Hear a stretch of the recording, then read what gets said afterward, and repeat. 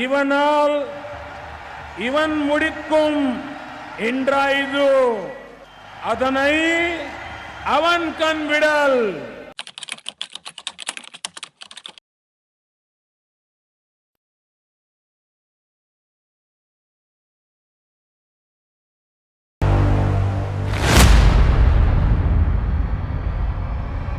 இந்தியாவின் முதல் பசுமை ரயில் பாதை திட்டம் தமிழகத்தில் தொடங்கப்பட்டது.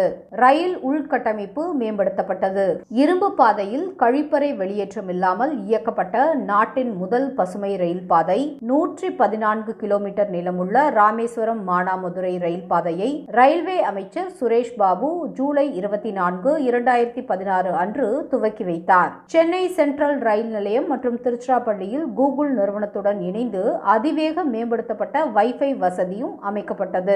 பிரதமர் திரு நரேந்திர மோடியின் டிஜிட்டல் இந்தியா திட்டத்தின் ஒரு பகுதியாக வைஃபை வசதிகள் இருந்தன.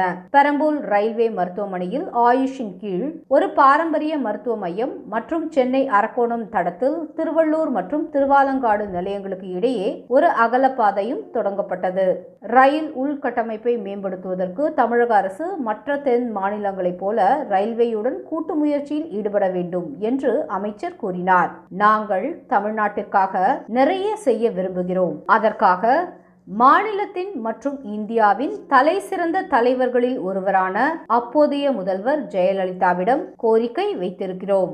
மேடம் ஜி, எங்களுடன் கைகோர்த்தால் முன்னேற்ற பாதையில் ரயில்வே செல்லும் என்று கூறினார் அமைச்சர்.